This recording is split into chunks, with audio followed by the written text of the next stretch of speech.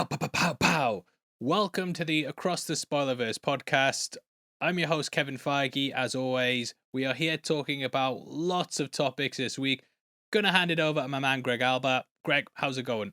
It's going well. I had a slump of a week on YouTube. You know how it goes, my friend Mhm. Paul. You have like 3 to 4 days of terrible views, and then you're like, oh my God, everything's falling apart.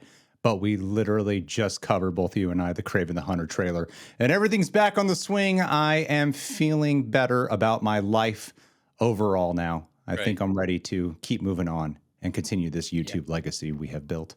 But speaking Brilliant. of that, we have 4 topics today that I'm excited to dive into with you because we have Kraven the Hunter that we're going to talk about since that trailer just dropped. So it's feeling fresh in the noggin. And then we have Secret Invasion first reactions from which surprised. I don't know your opinion on it. Did you already saw it, I'm No, assuming? I saw episode one. So Okay. when I'm doing breakdowns and stuff, I don't like to jump too far ahead because one, I forget everything, Right. and then I have to go back and rewatch it anyway. And two, I like to do little theory times. You know what I mean? I like to Yeah. come up with theories and use my imagination to guess what's going to happen. Whereas, I don't want to drop a video and be like, "Here's all the things that I think might happen Yeah. next time," and Yeah. they just turn out to be 100% right, even down to the clothes people are wearing. So I So like Paul to, says that in this video, but we yeah, know he knows he does. We know he does that. yeah. And then of course we got to talk about this did so much worse than we all thought. The Crazy. Flash box office and what James Gunn ought to be doing next moving forward. Yeah. But my friend Paul, we only talked briefly on messaging about Kraven the Hunter. I saw the Red Band trailer, got my Mm, video up. I What didn't. did you think about it? I actually didn't see the Red Band trailer because it leaked. Everyone in my comment section, because I posted the trailer breakdown about 10 minutes after the trailer released, and they were saying, "How the hell did you get this up so quick?" And it's because a version of the trailer leaked on Twitter about the hour before. So I just started working on that, and then I did see aspects of the Red Band trailer. Obviously, I knew the whole thing was going to be R-rated, and to be honest, did it really add that much? From what I saw, it was a couple of gory shots, and that was it. Um, the Green Band trailer to me, just basing my opinion off that, it looked bad. It didn't look very good. I don't know what the hell is going on with the lion biting him and giving him lion superpowers. Like, Hilarious. is that what happens in real life? They're treating it like it's a werewolf, where a lion bites you, and as long as you survive, you get given crazy lion It's a powers. radioactive line or some bullshit. I had no Yeah, idea. I couldn't believe what I was watching. I was like, wait a minute, what are they yeah. doing right now? But whenever they do this, I genuinely second guess whether my knowledge is actually up to scratch. Because to the best of my knowledge, Craven's not a metahuman. He doesn't have any superpowered abilities. But then I see that and I start thinking, crap, is he actually? Because I'll be honest with you, I've not read every single comic that features Craven from the last 60 years. You know what I mean? And there Mhm. might be one out there, but yeah, just when I see stuff like that, I'm kind of thinking, why have they changed it? And they've got the Morbius wall run that he does. He's defying gravity at points. They've given it this supernatural twist. I don't know if it needs it. There's also a bit where these spiders dangle down and traumatize him in the forest. And I'm thinking, is that why he's got such a dislike of Spider-Man? Because he had some spiders traumatize him in the forest. It's a bit weird. It's Sony, isn't it? They Yeah. can either make the best comic book movies of all time. I'm talking across the Spider-Verse, Into the Spider-Verse, the Raimi trilogy, you know what I mean? Or they can make the worst comic book movies of all time, and you know which ones they are. So yeah, I feel like this is going to fall into the latter, unfortunately. I'm sure it'll be all right, but wasn't that blown away by the Green Band trailer? And from what you've said, I'm guessing you enjoyed the Red Band a bit more. I'll say this. I forgot I was watching the Red Band trailer and I'm pretty vocal when I'm doing my reaction to it because I'm having all the exact same thoughts that you are lamenting in this very moment, Paul, Mm, where the lion thing happened. Actually, right away, I was like, okay, this feels like a Sony Marvel movie. And then the yeah. lion thing happened. I was like, what is going on? And it was just like Uh, laughing at what's happening. When the violence kicked in, though, that did do something for me because to me, I've always thought that even where like Let There Be Carnage was failing, it could have made up for it by having some really fun schlocky violence, right? Just some cool Yeah. gore. And I thought the same thing about Morbius, that that could have helped elevate it to some extent. And it looks exactly like a Sony Marvel movie. I don't think it's going to be great. I was I was relieved though, and I found myself having fun, so much fun with the fact that they're actually committing to the violence, because it doesn't, it really hampers it whenever they do try to make these edgy anti-heroes, these people who are like actual characters who take time, who start off as villains and then eventually are supposed to transition to anti-heroes, but they're just kicking them off right away with being anti-heroes. That it's a big distraction to me a lot of the time when they try to do like the edgy PG-13, but you know that Yeah. it's not edgy. It's just they're just not doing the R rating. And to commit to the R rating for this, especially for Kraven, while he's not going to be hunting animals, he's going to be a protector of animals this time around. At least Yeah. when he's slaughtering humans, that's going to be gory and bloody, and it's not just like some of the blood. The blood looks like CGI blood. It looks schlocky, and to me, I could actually see myself having fun with this one. Do Yeah. you gotta understand? My expectations are, and I feel like you're probably the same way. I'm just a little more forgiving at this point because my expectations are so low for what to expect. It was kind of when I went into Morbius, I heard just the worst things the time I watched it. I was like, Yeah. I had a little bit of fun. I had fun laughing at it. I didn't hate it like everyone else did. I could see it's a terrible movie, but I had fun watching it. And I could see myself having more fun watching this. And I believe this director is the one who did Triple Frontier, which is an all right action movie. So Okay. I have a little bit of, I'm not going to say I have hope necessarily, but I think it'll be more fun than what they did prior. It isn't, you brought up the Spider-Verse movies, and it is fascinating how they can pull off these mesmerizing animated films with not just mesmerizing, animation, but stupendous storytelling on top of that. And yet, Stupendous, definitely.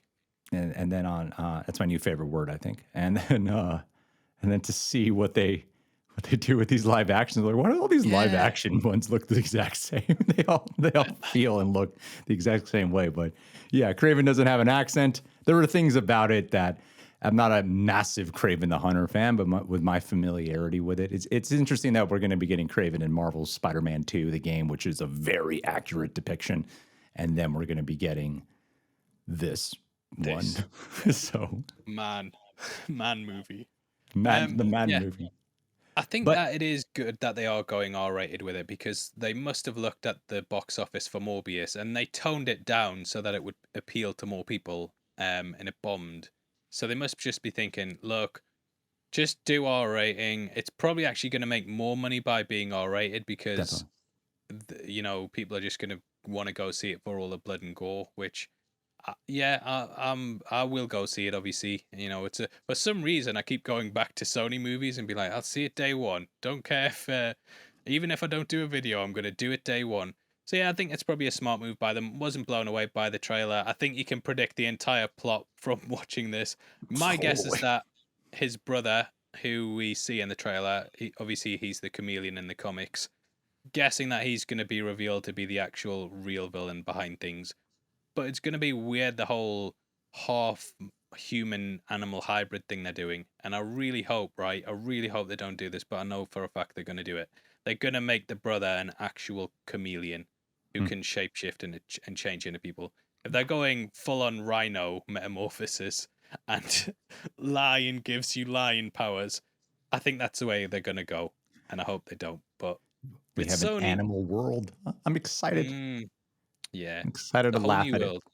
But you Uh, got more in-depth thoughts too on your video, as do yeah, we. I got my my Koi videos Jandro bringing all definitely that should. comic book knowledge. So yeah, you guys can go watch our Mhm. videos for. We got to talk about the actual good juicy stuff. I mean, I feel like the one we're going to be spending the longest time on will probably be the Flash. Yeah. So let's talk about the Secret Invasion reactions. I did already cover my. I did. I had the privilege of being able to film my reactions early for the first two, so I do have my opinion formulated. I'll just say this: I really don't. I have no idea what your opinion is. It's actually kind of fun going in this. I have no idea what you thought. Yeah. Um, but I was before I give my opinion, I want to hear yours, and then I'll just No, you follow do it suit with because what do you think? yeah, But no, that's what I mean. I was You go surprised first. by how low the critic score was for this. Yeah, me I too, thought 100%. it's like bordering on rotten, and Mm, it's right there.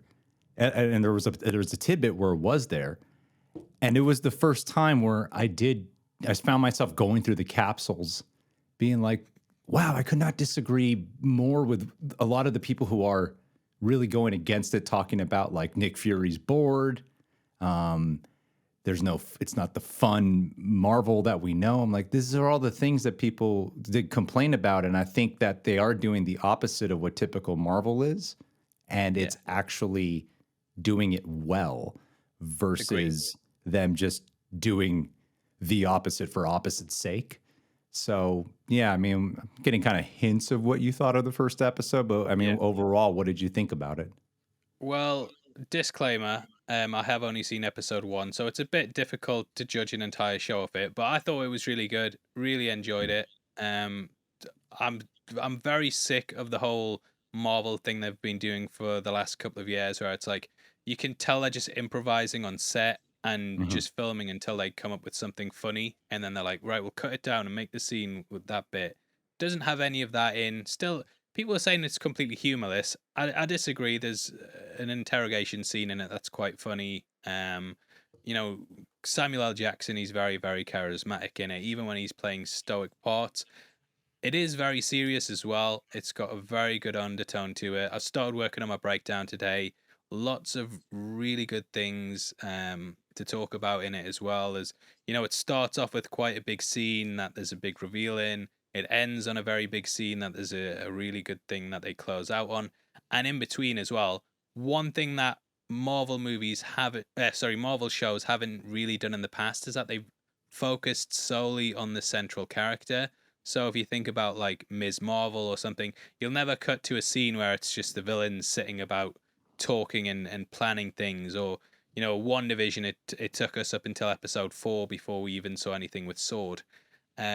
Hawkeye as well. You didn't spend that much time with Echo. Hmm. There's always this She-Hulk. I had no idea what was going on with Todd in that.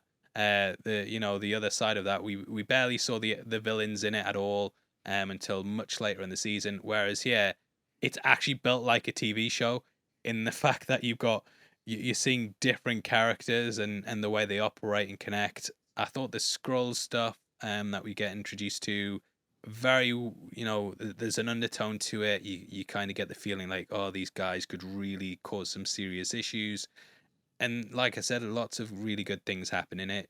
Nick Fury, he is kind of, he does seem a bit worn out, but I mean, this is episode 1, obviously, that I'm judging, but I'm really intrigued, and I couldn't believe that score after watching the episode. Saw the score drop, so I knew, what people's feelings were, and then I watched it myself, and then I was like, hold on, is that really what it is? Like, yeah, I loved it. It's If you're into the Winter Soldier, Marvel actually taking themselves seriously, not just having characters who like, I'm a complete moron.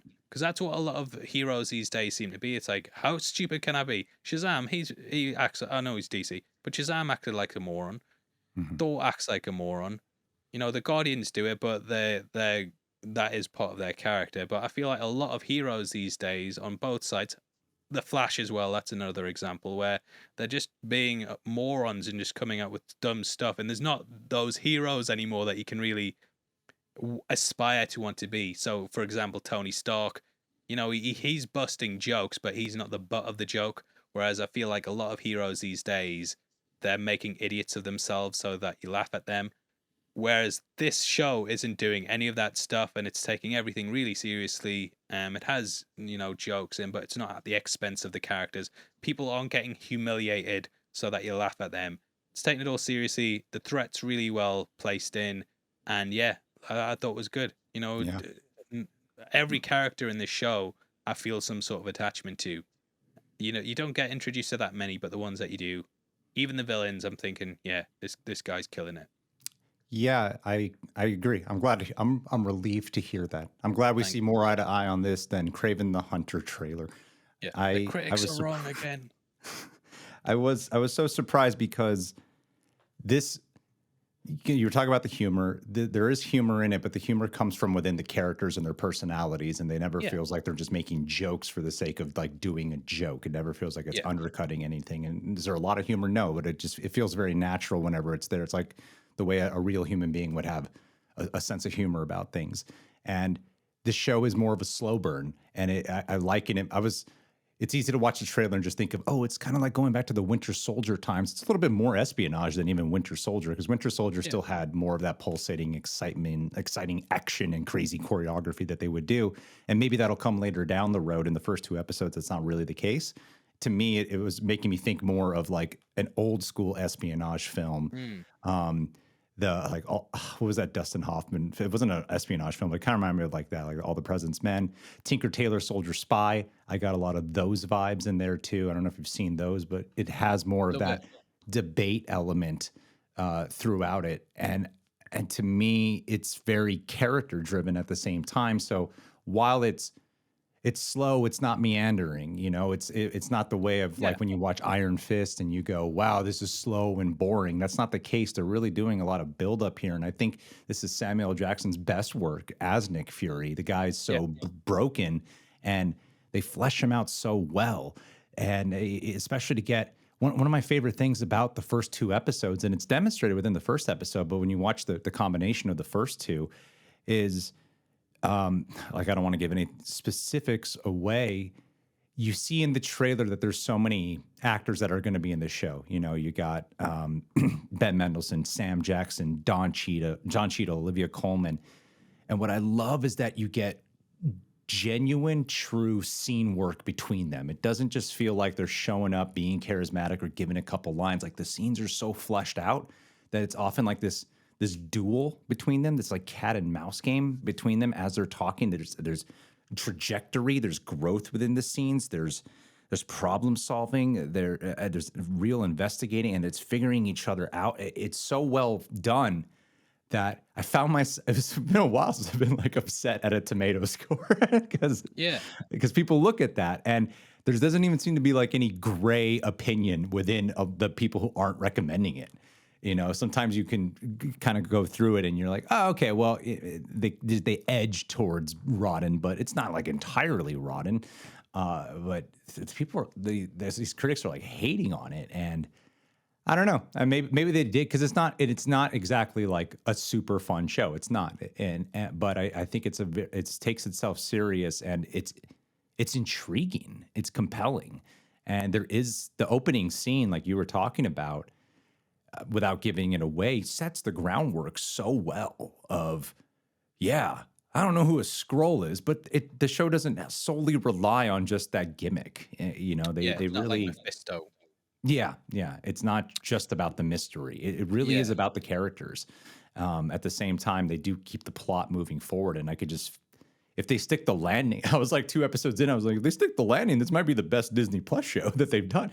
yeah, And then to see what the response was, I was like, I don't disagree. I feel like there's a lot of logic and sound reasoning behind. A lot of times the thing people fall back on is, you know. Like, oh, you're just if we're defending it, is like you're just a shill, and no, that's bad storytelling, and you're just looking at it because it's fun. And I'm like, I wouldn't even say this show is fun. I like it for how compelling it is, and how this is the kind. It feels like cable television. So yeah. It's yeah, I liked it a desperate lot. times for the characters. You really Hmm. feel the threat of it. And Yeah, I really enjoyed that episode. My wife fell asleep, but it was late on, to be fair. So maybe that's an indication of the general audiences. But if I really enjoyed it. yeah, My people keep saying I'm a negative Nancy when it comes to Disney Plus shows because I tend to have my criticisms for them. But I would rather watch something like this over those comedies in quotation marks that we've had, where some stuff's funny, but it's just kind of very low key. And whereas this feels like an actual proper threat.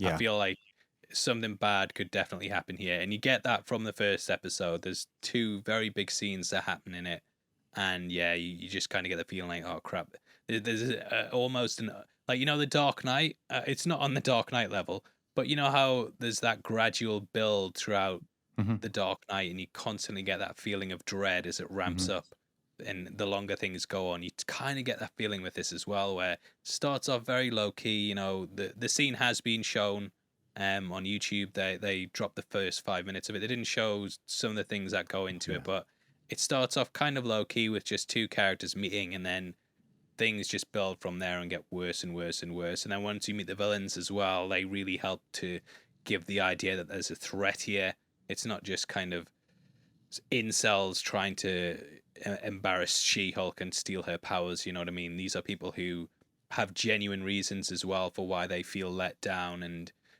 to me, the scrolls in this are like the really good version of the Flag Smashers. Yeah, And that's what I by that, said. I Yeah, mean you can kind exactly. of appreciate why they're doing what they do and almost be like, oh man, these guys are quite dangerous. Yeah. Because the whole thing is just like you don't know who could be a Skrull, and it's not guilty of what a lot of Marvel shows have done, where they kind of tease a villain. Like I remember they had a scene with Vincent D'Onofrio's Kingpin that was originally supposed to be in episode 3 of Hawkeye, Hmm. but they were so used to doing these things where it's like, oh no, if we tease a villain and have the person working behind the scenes controlling it all, like we saw with WandaVision, the audience is going to come back and they're going to speculate and come back week to week. And they did the same thing with the Power Broker as well. And then they purposely edited Kingpin out of Hawkeye to kind of get people to come back. They haven't done that here. The mystery is still like, oh, who do we trust? But it's not like it doesn't feel like they're cutting things out to make you come back the next week. Everything's on screen here, and you're kind of trying to figure things out. Really, really enjoyed that first episode. Probably by episode 4, we'll be like, oh, same old, same old. Oh, they're dropping the But ball. Yeah. negative Nancy back. But we'll see. I am excited to see how it goes, and I'm looking forward to covering it for the next 6 weeks. Yeah, man. Yeah, I'm excited to see you hit trending all the time for the next six Hmm. weeks. But No doubt. on the complete opposite spectrum, we had a very, very, very different kind of comic book property come out. Um, and we already did our last podcast talking about how it's looking like it's going to flop, and Worse who did than we worse than expected. did a lot worse than a lot of people projected it Crazy. would. Usually that goes up a little bit, and this Yeah. went down like significantly. And that is, of course, with the Flash. It opened to just like 55 million in the States, which is Mm. way under projections. They were projecting like 65 to 70. 75 Yeah. million. And there's a lot of things that can factor into it. And then the other side of it, that one thing that we were really, I think the thing we spent the most time talking about was how, because we know what it's like to be plugged into this specific zeitgeist on the internet. And then, what the movie sphere is often talking about, or we're factoring in like Ezra Miller and connected universes and all these things. And would this affect general audiences? And then when I saw that the Rotten Tomatoes audience score was like 85%, I was like, oh my God, this might be bad. Then I looked it up, and the cinema score is a B, which is the lowest out of the DC films. And that surprised me. I didn't think it would actually come in as the lowest of the, like, I think a cinema score is more reliable to see what audiences think and feel than a Rotten Tomatoes audience score. So the cinema score was much more indicative of, oh, this is just not clicking with people. This is just Nope. not going over that well. I thought that this would actually be perceived in a more positive light amongst audiences, at least a B plus. And apparently it's just not, it's not driving. So it's probably Yeah. not going to have legs. What are your thoughts on this, man? How do you feel this is? Honestly, right? And like I'm quite a big Snyder fan. I'm not gonna Mhm. harass you online, yeah. I'm not gonna spend my days arguing with you about Zack Snyder's movie and trying to force you to enjoy them. But I enjoy his films, and I do think they mishandle a lot of things. I was excited to see Henry Cavill back. Obviously, stuff happened with that. He got kicked to the curb. He didn't get fired according to the stories, but he didn't get hired. Um, we had the things with Wonder Woman and a lot of the things that I was starting to get invested in and feel like, oh, maybe they're turning things around again. Like Ben Affleck appearing in Aquaman 2, I was thinking, you know what, they're going back to this. They dropped the ball with that, and I just thought, oh man, like I just can't be bothered with these movies. I hope they flop. But honestly, seeing what's happened with the Flash and Warner Brothers, it actually makes me feel pretty sad. When I saw that 55 million number of, it was like they did a point one, so it was like 55.1 million. I'm like, oh, that point one's doing a lot of work there, and I just felt bad because obviously Warner Brothers, they're in a lot of financial trouble as it is, and I actually went back, right, and I looked at all of the DCEU movies since Aquaman. I think there's been 7 or 8 since then, and they've all lost money. None of the DCEU films since Aquaman have made over $400 million, and that's not, that's box office gross. That's not even taking into account how much they spend on the money, how much marketing costs. So things like Birds of Prey, Suicide Squad, Wonder Woman 84, Shazam 2, The Flash, obviously, and I'm sure there's something else in there that Black Adam. There we go. So that's 7. This did That worse than Black all, Adam. This did worse. yeah, none of those hit 400 million, which is absolutely crazy to have that many flops in a row. It's telling you that people aren't interested in this at all. And I'm starting to guess that if you total up the number that the DCU's cost, that it's lost them more than it's made, Hmm. because there's just been so many bombs back to back. And I think in general, this is going to have a massive effect on the industry. I think studios are going to start to tighten their budgets on these films going forward. They're big risks at this point because they're spending a lot. And if they don't make it back, that is a big problem. And I just feel like it's sad that it's turned out this way. But when you keep going for quantity like this, which the studios are doing, they're trying to do as many comic book movies as they can because they used to be the big bankable things. You're going to run into these issues. And I think James Gunn just needs to hard reset everything. We'll talk about this more later on, but there's clearly not the interest there with the audience, and it's crazy to me that there's been 7 flops like that in a row, like absolutely crazy. Do you remember back in the day before shared universes? We're in our 30s, so we remember movies. Yeah, if you did a movie and it did well, it got a sequel. If the sequel did terrible, they didn't make a third film, right? That was it. The franchise was over. And they're so invested in these shared universes at the moment that even when stuff's bombing, they're still like, no, we have to keep making more. We have to keep striking until we get a home run.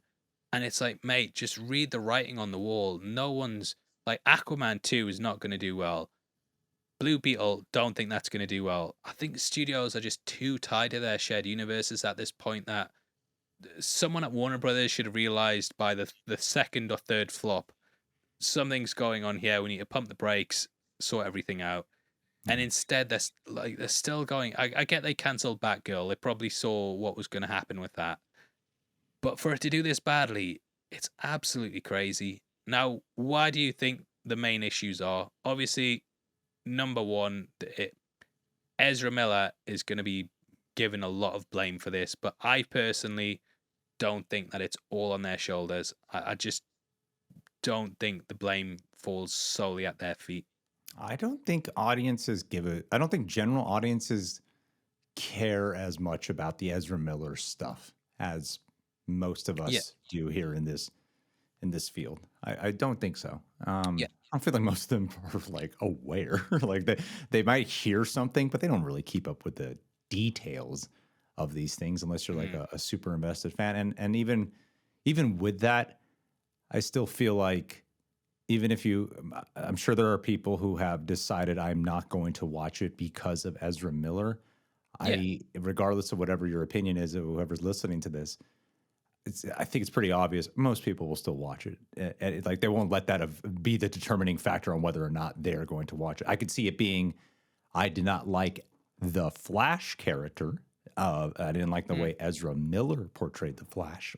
So I don't care to watch this movie because, like Justice League, if you think about it, I don't really know for general audiences how many of those people saw Justice League, the Joss Whedon version, and then heard about Zack Snyder's Justice League and went, all right, I'll go and watch that. I don't know how many of those Yeah. people converted to watching that to go, wow, Ezra Miller's so much better here.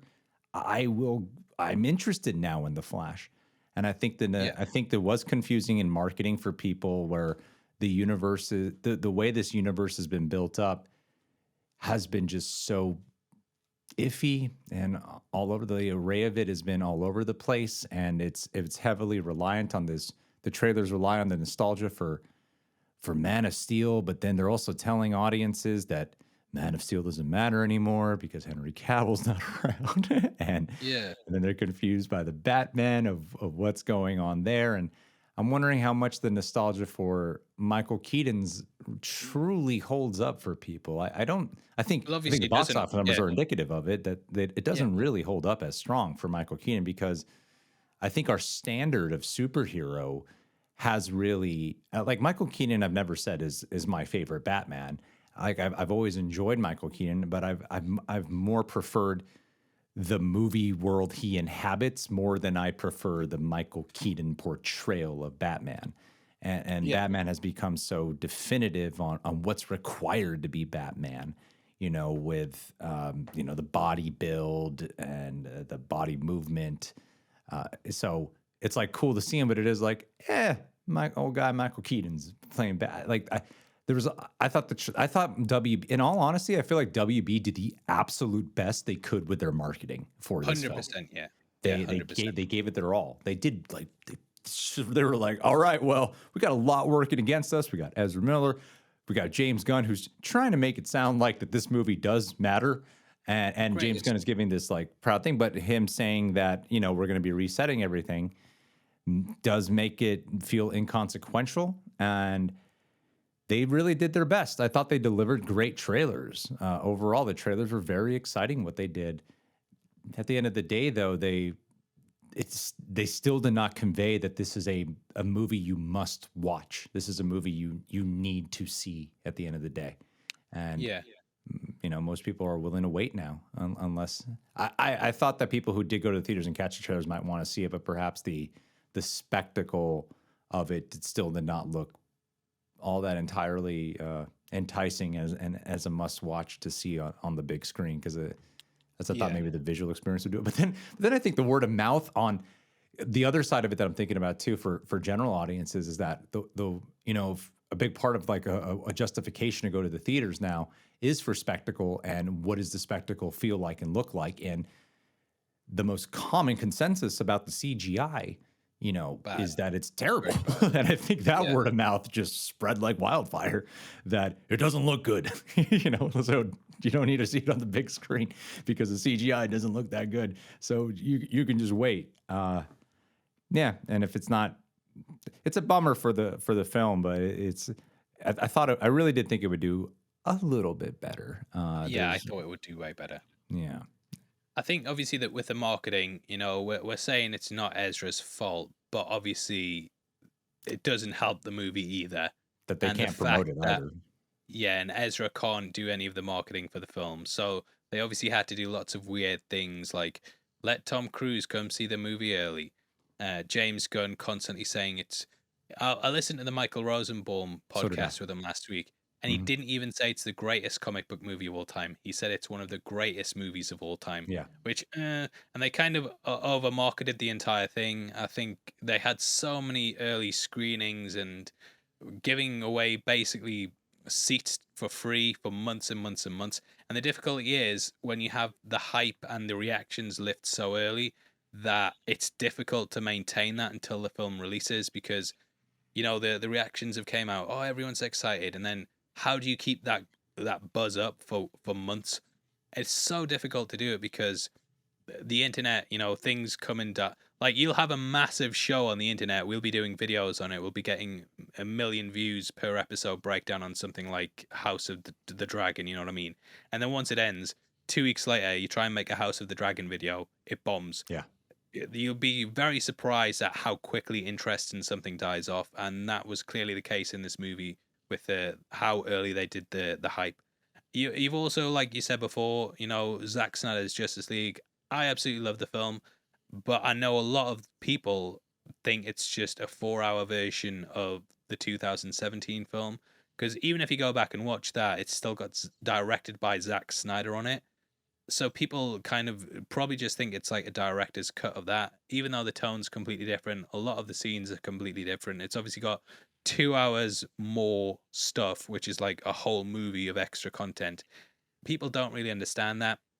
And I think to them, they think that the Flash is a sequel to that the Flash is basically a character from that 2017 movie who is sort of also a character from this thing on HBO Max or whatever, and it's starring a problematic actor who is playing a character that they don't really like that much, and there's a TV version of this character that's a lot more popular, and there's so much stuff going on, and even selling it on Batman. I mean, there's people who should have been DC's No Way Home, but it didn't have that stature to it because you had Michael Keaton coming back, you had Ben Affleck coming back, you had Gal Gadot, but Tobey Maguire, Andrew Garfield, Willem Dafoe, Alfred Molina, Jamie Foxx, Thomas Hayden Church. Maybe he's not a big massive box office draw, you know what I mean? But that you had far more heavy hitters and big names in No Way Home, and then yeah, it's just Michael Keaton is obviously not as popular as we perceive him to be because the kids aren't down with him. That I think if they'd got Bale back, it would have been way bigger. Oh my god, it would have been But astronomical. Would have been massive. yeah, Yeah. they didn't. So you're kind of dealing with Michael Keaton, who he's an older Batman.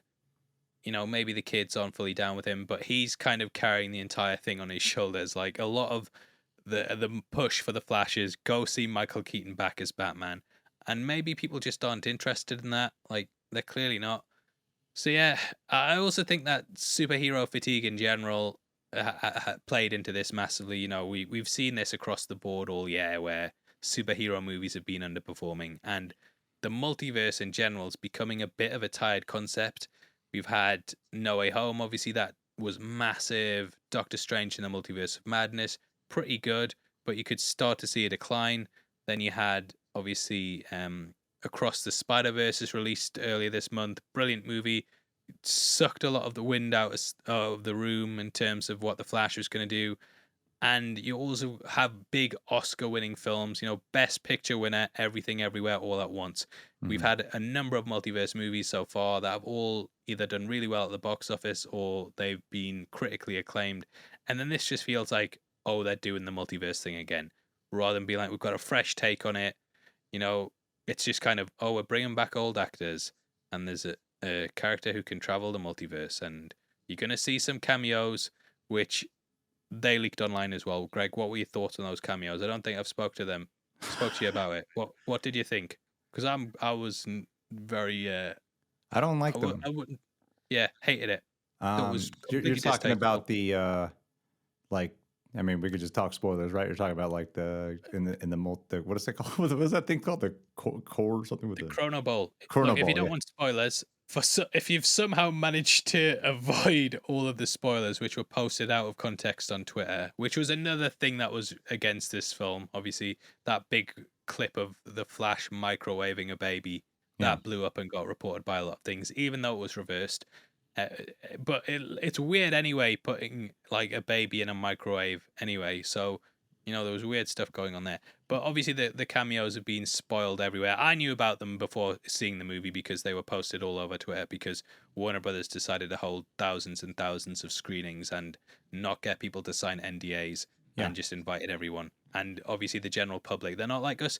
They're not like us classy critics, Greg. They'll just go into secret screenings and film stuff on their phones. Well, So yeah, what were your thoughts on the cameos?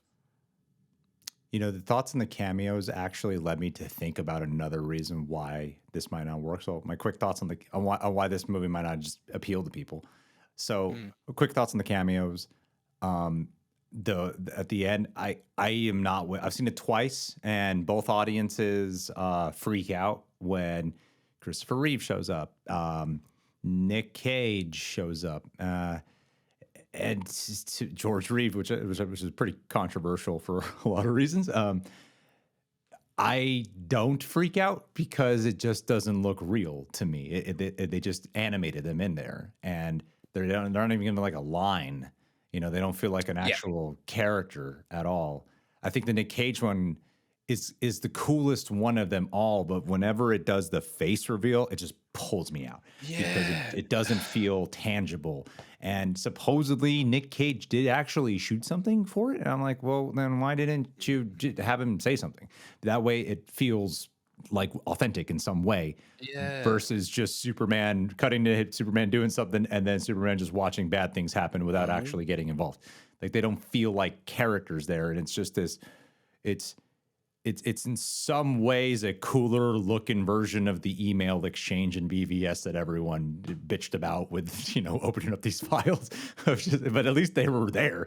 This is like they're just animated. Like any YouTuber could just animate something into there, Yeah. and on top of that, the animation looked terrible. Bad. It didn't look good at all. So when I was hearing that Nick Cage was in there, that he actually filmed something that shocked me because it felt like they just could have put anyone there.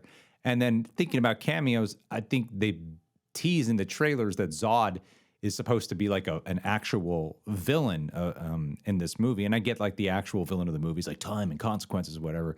But in terms of like the physical human, I'm getting at like the physical threat with being Zod, he is just a glorified cameo. And I hated the way Zod was handled in here. I thought Zod. I got a kind of a trickle effect here where I'm going with this point. I felt like Zod really needed a bit of a Thanos treatment of what they did in Avengers Yeah. Endgame. With Endgame, because in Endgame, Thanos dies, but then they reintroduce Thanos to reset up the threat. That way, when he shows back up in the finale, it still has stakes and it still has tension, and the threat is so palpable. Where here, it's just it really relies on you being like knowing Man of Steel so fresh in your mind, like as if you just watched it, so that way you can feel the threat that's all being developed off screen. And for a while, I actually had to question if Michael Shannon was actually there. And as this ripple effect is going backwards, it made me go, Man of Steel at least had an origin tale, and it had a Zod origin tale. And I think when you're seeing the trailers for Flash, it's relying so much on Barry changing the past and the consequences of that and him interacting with his younger self. And that I don't think is like we understand what's going on because we know the story of Barry Allen. And maybe perhaps people who've watched the television show know the story of Barry Allen. But that's relying on a lot of people knowing the other IP of like comics or a show. I think when you're watching like the trailers for this, it's not that exciting because we didn't get to experience the origin of this Barry Allen on screen. So to then it goes back to the exact thing that people were already apprehensive about with doing a Flashpoint adaptation right away, is that they did not build to a Flashpoint adaptation. They just hop straight to Flashpoint, and then I thought it worked within the movie of going to the past and understanding what Barry Allen's history is. But the audiences didn't get to experience that, so it's not exciting when you do that. It's like it's the same thing with. Imagine they just like hop to Endgame and then they're going to like New York City and these other things in 2012, but we didn't get to experience that. So it's not the reason that it's effective in Endgame is because that's exciting that we're going back to something we already experienced and we're watching how these things are being revised and changed. And you don't get that with audiences in this movie. So I Yeah. think actually hopping straight to Flashpoint might have been their biggest mistake with handling the Flash on the big screen. Yeah, I definitely agree. I think I'm actually working on a video at the moment called "Dear Hollywood, Please Stop Doing This," and it's just talking about bringing dead actors for cameo points. I think we've kind of, hit the point now where you're just desecrating their grave and bringing them back to life. So in the video, I basically talk about all the times that the history of bringing back dead actors and how it started. The first real instance I could find was Game of Death with Bruce Lee, Mhm. who sadly passed away during the making of the film, and they had to use body doubles, cardboard cutouts of him, and edit him into the film. And they've actually filmed parts of Bruce's real life funeral Yeah, I remember for a that. scene in which the character fakes his own death. And that's kind of getting into the morally grey area. Now, that you then, jump ahead a couple of years, couple of decades, you get to things like Grand Moff Tarkin, Mm. and the reason, whenever I bring up bringing back dead celebrities, they always say, "Oh, well, you don't get mad about Disney doing it in Rogue One." I feel that there's a character there. Hmm. It's integral to the plot. It makes sense. Paul Walker. It The ending of Fast and the Furious 7. That's a tribute to him. It actually Hmm. feels like they're doing something. Whereas here, it's just a case of flashing them on screen, just so easily manipulated audiences point and go, "Wow, wow, look at it's the person I love." Like I could easily get a picture of Christopher Reeve, deep fake it, and have him flash on screen right now. It doesn't mean he's actually in our video. You know what I mean? Hmm. They haven't really done the work there, and when it just looks so bad. I think you're completely right about the camera movements as well. There's something weird about it where it goes to their face and then spins around, and it's just like it looks so unnatural, even from the way the camera moves. And I just found it really disrespectful. Obviously, George Reeves is another Hmm. thing where the actor was Superman ruined his life. Basically, he went into a massive depression off the back of it, and there's no way he consented to this. He doesn't have children. He When he was making Superman, there's no way he would have even been able to imagine being brought back through computers and put into a film like this. So it feels like there's no way he could have consented. When it comes to people like Harold Ramis in Ghostbusters Afterlife, he at least wanted to make Ghostbusters 3. He worked on it for years, never got it off the ground, and they built the movie up as a tribute to him. Whereas this, it just feels like they've just said, can you make a CGI character look like Christopher Reeves and George Reeves? Yeah, we can. Cool. How does it look? It doesn't look that good, mate. It looks a bit PS3. Can I work on it longer? Nah, just put it in anyway. And it just you sat there looking at the bad effect, thinking about that more than the actor. It's like when they unveil a statue of someone, and the statue's really bad. You Yeah. don't think, "Oh wow, what a touching tribute." You think, "No, that statue looks terrible." So Yeah. that's how I felt about it, and I completely agree about Zod as well. Um, I think Thanos in Endgame, the one that comes back at the end, actually feels like a bigger threat because he's younger. He knows the future. He knows how to go around things. He just wants to kill everyone this time instead of just half the universe. That feels really good. Whereas Zod, uh, they kind of dropped the ball with the villain of this movie and couldn't really promote it as much as they could have if they'd actually written one specifically for the film. One thing that I don't get why they didn't do is have Barry see the Reverse Flash kill his mother, I don't know why because Barry doesn't even try to see who killed this. Like, it yeah, like boggles my mind. Like, just after you fix the cans, try to see who killed your mom. Like, yeah, like you're in the present day, you're trying to get your dad freed from the murder of your mother. yeah. Surely knowing this will help in that court case. Like knowing that. Now I did give the movie an 8 out of 10. I said in my review, I'm kind of going between a 7 and an 8, but I'm gonna round it up because I feel good coming out of the film. I'm sure when I rewatch it, I'll enjoy it, but just as I've had more time to think about it and seen everything, it has kind of dampened the experience for me. Yeah. And the way they're sort of going with the future of the DCU as well, I'm starting to think I'm not that confident about what's coming down the line. Well, And let's that kind talk of about it. takes us Yeah. into our next topic. Is James Gunn doing the right thing? I personally think the guy has blown it a number of times. I think he shouldn't have said anything about these movies no longer mattering before they'd actually released. I think that was a stupid thing to do, to come out and be like, "Look, we're starting a new DCU. It's all this stuff. We're kind of brushing it to the side, but make sure you go see those movies. Some stuff's gonna matter, some stuff's not." I think that was a very, very stupid thing to do, and it's potentially cost them hundreds of millions of dollars. I think Gunn needs to learn to just not announce things when he doesn't need to. And it's the case with Andy Muschietti as well. They've announced him as the Brave and the Bold director before even seeing how this movie does and seeing how it's received, which is absolutely crazy. Like, there's no, you have, has that story even blown up that much? it's not really went down. It's not broke the internet.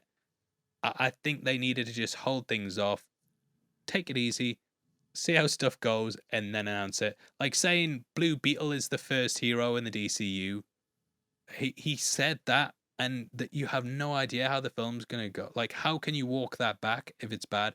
Grace Randolph did a brilliant video on it, just talking about all the ins and outs of it, and that was one of the points she made was it's going to be difficult to walk that back if Blue Beetle does badly. You're starting. It's like when they started off Phase 5 with Ant-Man Quantumania, starting off on the wrong foot if it goes badly.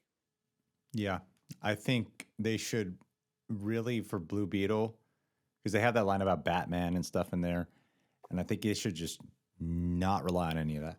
Like, No. you gotta make people not think about any of that moving forward. I did love the podcast he did with Michael Rosenbaum. I listened to the whole thing yesterday. I was working on some thumbnails, and I still have faith. Like, if there's anything that I have the most faith in what James Gunn's going to do, the way he talks about his craft, the way he's been crafting Superman, that is the thing that I'm actually. It has completely made me, because you and I have talked about it even here about how we're not entirely sure if James Gunn is the right person, to actually helm the movie himself. Yeah. That podcast and understanding a little bit more of his intent and how he approaches things and what allowed him to actually, decide to pull the trigger on him doing it. That gave me that it's a great, if you haven't heard it, guys, you should listen to it. It's a great podcast. It actually gets really personal too about his mindset and life. And I thought it was really insightful and introspective. So, yeah, I think moving forward, the way because obviously a big controversial thing been coming out was that they changed the ending of this, where it was originally Michael Keaton in The Flash, and then Supergirl was supposed to be there. I believe Henry Cavill was supposed to be a Wonder Woman. It's supposed to be a whole big thing at the very end. And they changed that, which I think was for the good. So that way you don't have to worry about anything else for The Flash coming forward. The question it was raising was like, does this mean George Clooney will be Andy Muschietti's Batman? I don't think so. I think that was just I think that was just a joke. Yeah, it was, but it's just so confusing. Like, yeah, why end on that note?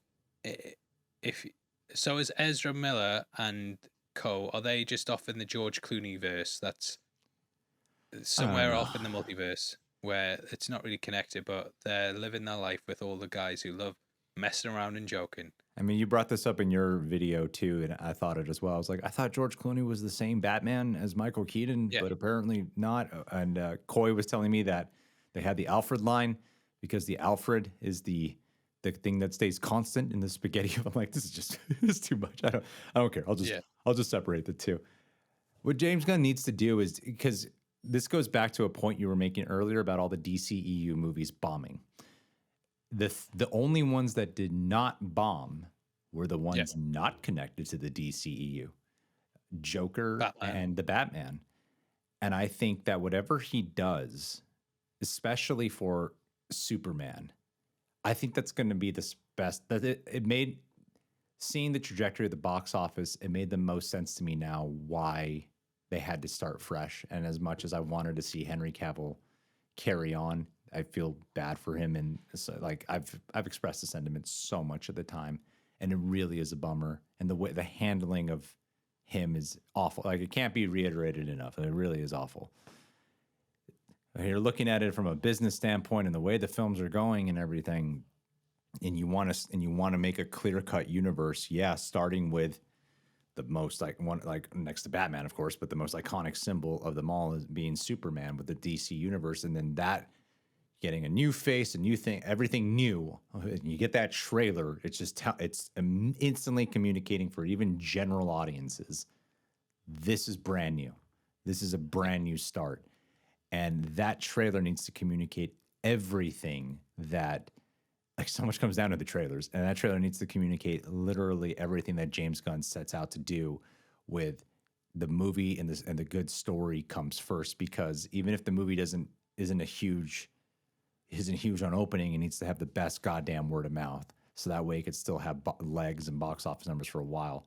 Blue Beetle saying it's the first, I could still see, I could see Blue Beetle carrying on and whatever interconnectivity there is. If Blue Beetle is even, I'm saying even if Blue Beetle ends up being a flop, the character could still carry Mm. on, and Jaime Reyes can still carry on in other ways, and whether it be crossovers or in the Booster Gold show or whatever. Like he could somehow still exist and be there, similar to the Hulk, and how he had a solo movie and now he just shows up in other people's shit. So I could see why you can confidently be like, no, I still want Cholo to be. Is it Cholo? Solo? It's for him to be Jaime Reyes and stick around. But the first official one being the DCU Superman.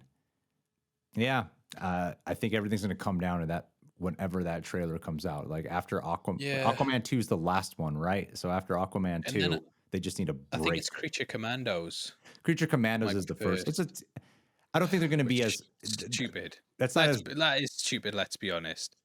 It's Launching a universe with Creature Commando as your first an animated movie is your first film when you're doing a live action live action universe. It's pretty stupid. I mean, they're saying they're doing lots of great animation styles with it. It might be the next Into the Spider-Verse, sure.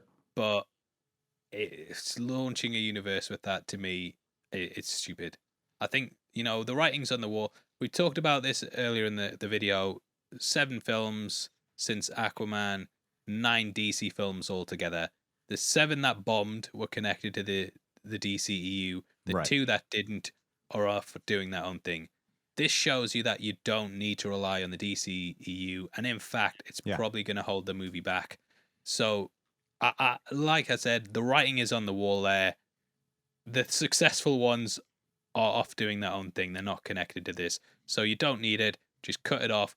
I think Gunn should hard reboot everything. I think, unfortunately, he's going to have to make some tough choices and get rid of his own characters, but he doesn't seem to want to. So Peacemaker's coming back, Waller's coming back.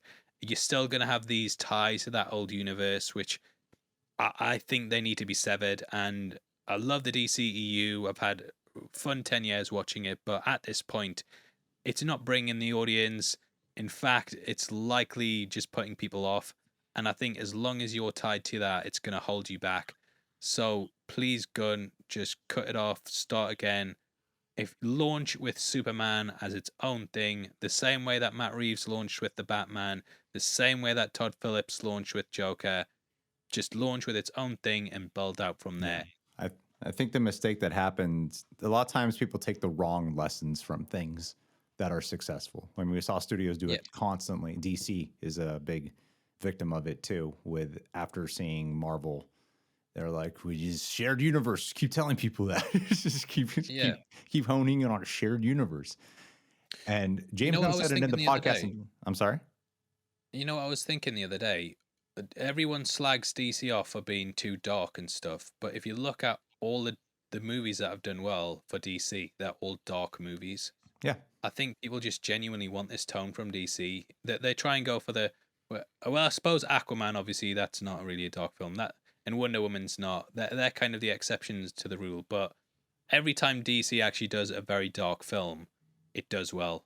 Well, you see, I Dark Knight think trilogy, original Batman stuff, the Batman Joker, all did well. Dark films. They don't need to do this thing that Marvel's doing.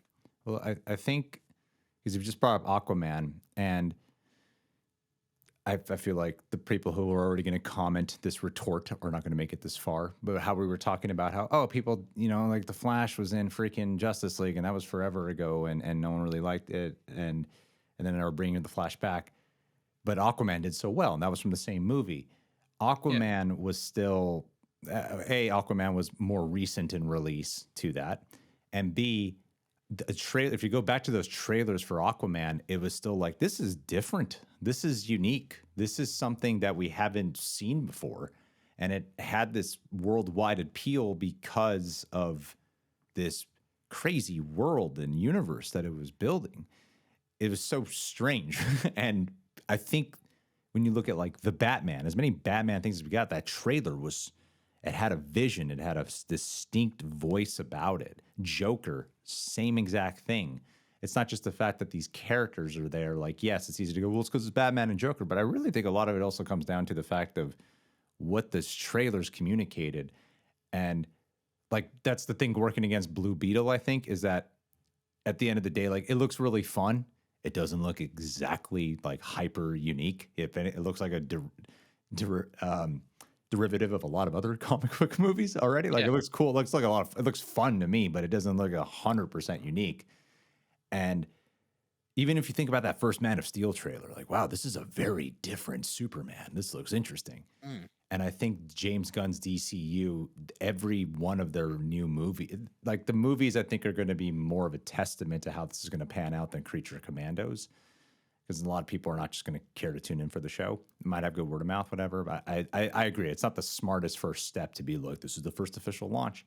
I think Superman will be a bigger testament than anything else. And that's what needs to be. That's why I keep going back to that trailer. Is that's what needs to communicate, is that this has to have a vision to it and not just feel familiar. And I think at the end of the day, the Flash movie trailers relied so much on familiarity.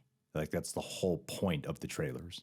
Zod, Man of Steel, Batman, everything about it was solely reliant on familiarity instead of something unique, where even the Guardians 3 trailer felt more unique.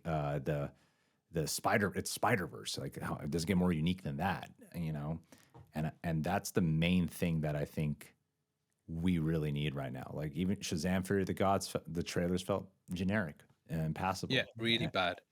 So I remember yeah, watching that thinking, I've literally seen this film 7 times yeah, before. definitely. And yeah, just a hero losing their powers, kind of getting them back. Yeah, doing generic superhero stuff. And I think Gunn, I think creatively he has the right mind state to be able to do it. I just don't think that he's a very good Hollywood exec. I don't even just arguing with people on Twitter. It feels like someone's had a word with him and that he's started to rein it in a bit because there's not really been that many rumors debunked, and it's gotten to the point where did you see the Superman Legacy auditions were announced the other day? Yeah, The people who they were currently casting.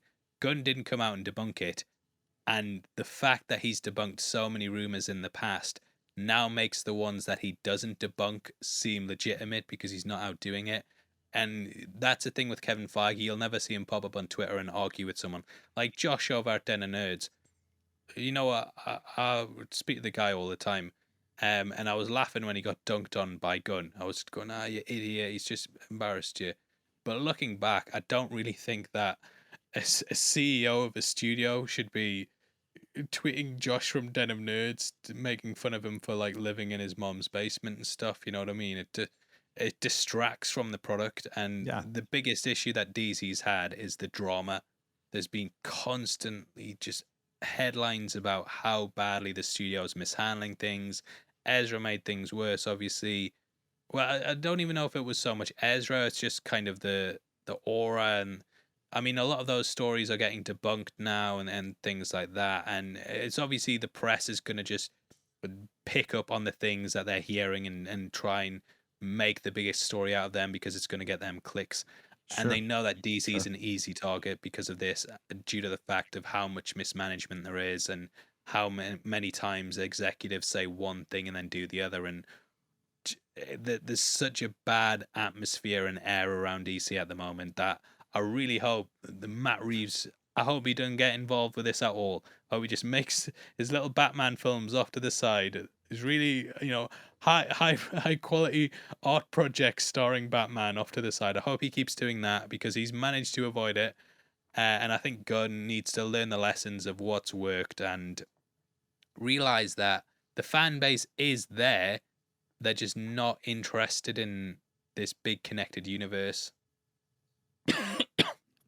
Are you okay, Paul? I was gonna finish my point there, but I coughed. I would have just been talking rubbish anyway. Let's be honest. James Gunn didn't watch this show, but yeah, Gunn, if you're watching it, mate, just there's no reason to keep things tied into it. Make a hard choice, Batgirl the whole thing, and say, look, this is damaging the brand. Having these constant bombs back to back, it makes the audience less interested in the next one because they're not getting interested in the first film.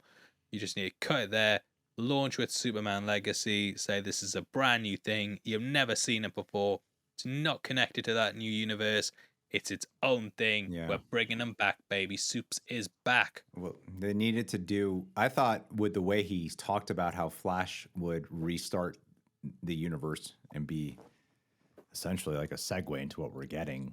Maybe it's Yeah. Aquaman 2. I don't know. I thought they were going to do what Flashpoint did in the comics, which was, yeah, we're really resetting this shit now. Yeah. And it does not end on that note at all. It just makes it a little bit more questionable. So yeah, I agree with you. That like there could have been a way where you could, but the more you separate from it, as sad as it is, that's the only way you can go at this point. But yeah, man. Yeah, like even now, guess what's trending? I go on Twitter. This is even my For You thing. This is genuinely trending. Fire James Gunn and Peter Safran, and then they've got pictures of him at the premiere for the Flash. I don't even know if I was him. I don't even know if I'd be going to these premieres and stuff because you're you're associating yourself with this brand that Right. you're also being like, we're getting rid of it, mate. We're getting rid of all this crap. There's no way they're making a Flash 2 now. There's Oh no way god. they're bringing back Ezra Miller. I mean, if they drop The Rock, one of the biggest stars in the world, they drop The Rock over the Black Adam box office, then yeah, this is it. I mean, crazy. It's crazy to think that we could have had a Henry Cavill versus Black Adam, The Rock, Superman film, and they've, they're doing Creature Commandos instead. But I'll not be a negative Nancy on it. I promise I'll not be that. I'm excited to see what James Gunn does. I hope it's worth the sacrifices that he's made, and I appreciate you guys sacrificing an hour of your time to listen to Very Disheveled. Just a disclaimer: I've been at work for 16 hours now. We're going on. Got up at 6 a.m. this morning, powered through, and I was nearly finished. And then they released. Well, the Kraven trailer leaked, and I thought, oh, I'm gonna have to go back to work because knowing Sony, this will be officially released in an hour's time, and could set you watch What's by funny it. is you messaged me, you're like, I need to prep this in case it releases. And I had Yeah. a thought of, it's probably not going to release. Yeah. And sure enough, I was like, Paul was right on the money all over Yeah. again. He was right on the money. Yeah. You're a good So yeah, man. hope you guys have enjoyed it. This is episode 4. We've made it 4 episodes, and thank you for your continued support. I've just been looking on the analytics there. People joining up, becoming members, and supporting the channel, which we really appreciate.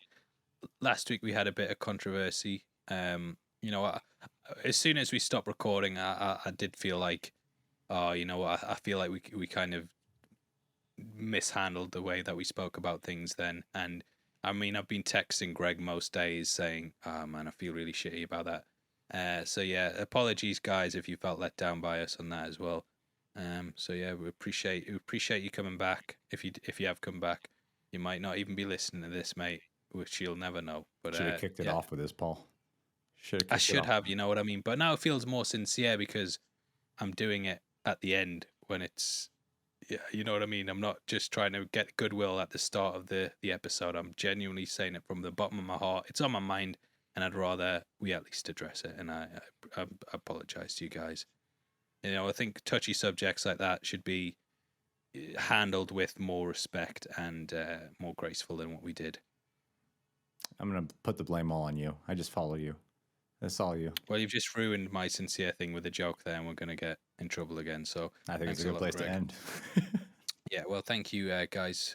Greg won't be back next week. Don't worry about that. No, Denim Nerds will be here talking with Paul next week. Yeah, causing even more trouble. That guy, bloody hell. He put a video out before saying that he hasn't seen The Flash, and he's just there to celebrate it bombing because James Gunn made fun of him on Twitter. I was like, oh, Greg, sorry, Josh, you're crazy. Oh, he's a nice guy, Josh. I actually realized this week, like I had a bit of a moment of self-reflection, thinking I come across like a bit of a dickhead on Twitter, So yeah, apologies for that as well. I put out a tweet before just saying, look, I've realized I've came across like a bit of a dickhead. I do enjoy comic book movies, and I'm open to anyone's suggestions on how we can improve this podcast as well.